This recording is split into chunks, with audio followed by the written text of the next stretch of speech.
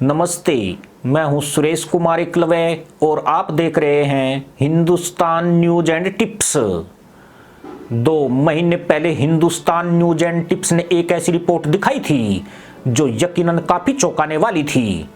यह रिपोर्ट उसी चीन को लेकर थी जिसके साथ लंबे समय से भारत की टकराट की स्थिति बनी हुई है। तमाम विश्लेषण के बाद यह बात सामने आई कि खाने के मामले में चीन भारत के ऊपर निर्भर होता जा रहा है। कभी चावल और गन्ने का उत्पादक रहा चीन, इस वक्त भारत से भारी मात्रा में चावल खरीद रहा है। चीन ने कोरोना महामारी के दौरान भारत से चावल का आयात शुरू किया था और उसने 16,34,000 मीट्रिक टन चावल का आयात किया है। यह आंकड़ा भारत की तरफ से कुल चावल निर्यात का 212,10,000 मीट्रिक टन का 7.7% है। कुछ लोग यह जानकर जरूर खुश होंगे कि चीन अब भारत के ऊपर निर्भर होता जा रहा है, लेकिन यह चीन की ऐसी दूरदर्शी सोच है जो किसी का भी दिमाग घुमा सकती है, क्योंकि लंबे वक्त से चल रहे विवाद के बीच अब अचानक शत्रु देश का भारतीय चावल का सबसे बड़ा खरीदार बन जाना कुछ संदेह पैदा करता है। दरअसल चीन इस बात को भली भांति समझ चुका है कि धान की खेती अब फायदा नहीं नुकसान का सौदा बनता जा रहा है। ड्रैगन दीर्घकालीन सोच के साथ उन फसलों और उत्पादों को अपने यहाँ हतोत्साहित कर रहा है जो अधिक पानी मांगते हैं और पर्यावरण के लिए समस्या भी बनते हैं। जानकर हैरानी होगी कि भारतीय किसान 1 किलो चावल उगाने के लिए लगभग 5,000 लीटर पानी की खपत कर रहे हैं।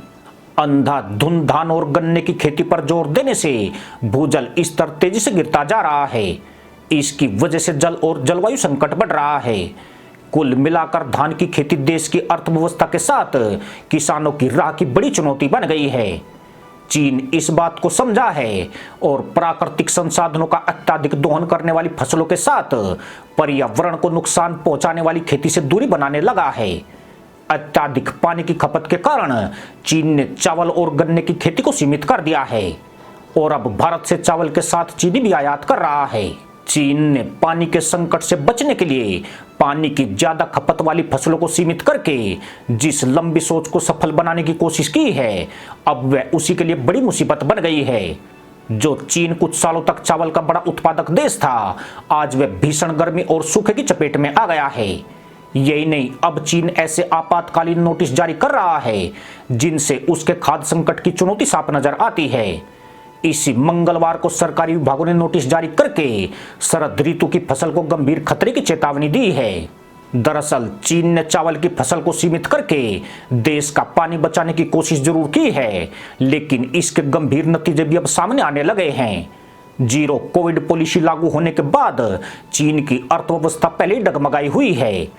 कई छोटे उद्योग और इकाइयां बंद हो चुकी है और जो चल रही है उनकी हालत ठीक नहीं है।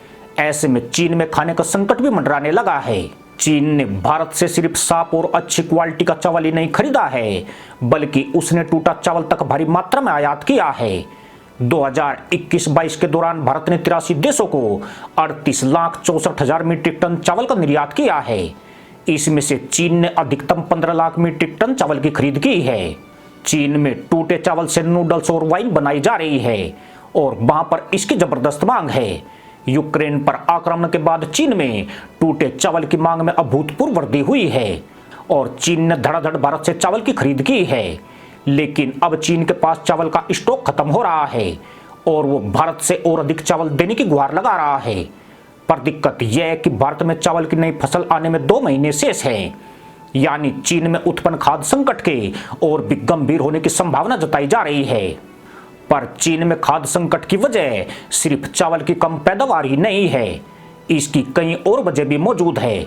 आमतौर पर इस मौसम में चीन के दक्षिणी क्षेत्र में बाढ़ की समस्या रहती है, लेकिन पिछले 1 महीने के दौरान यहाँ रिकॉर्ड तोड़ हीट वेव और सूखे ने कहर बरपा रखा है। गर्मी के कारण दर्जनों नदियों के साथ यांग तजी नदी में पानी की भारी कमी हो गई है, जिससे जल विद्युत भी प्रभावित हुई है।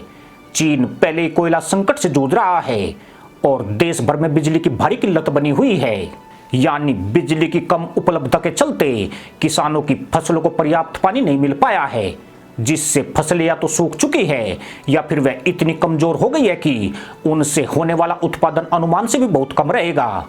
चीन अपने मकई उत्पादन पर काफी हद तक निर्भर है मकई की फसल का एक बड़ा हिस्सा चीन के सिंचुआन और अनहुई में सूखे के कारण नष्ट होने के कगार पर है, जो कहीं न कहीं खाद्य संकट की आशंका से चीन की नींद उड़ा रहा है। पिछले महीनों में चीन ने चावल और मकई के लिए कई टेंडर निकाले हैं, लेकिन उसे अब तक कोई भी आयात तक नहीं मिल सका है।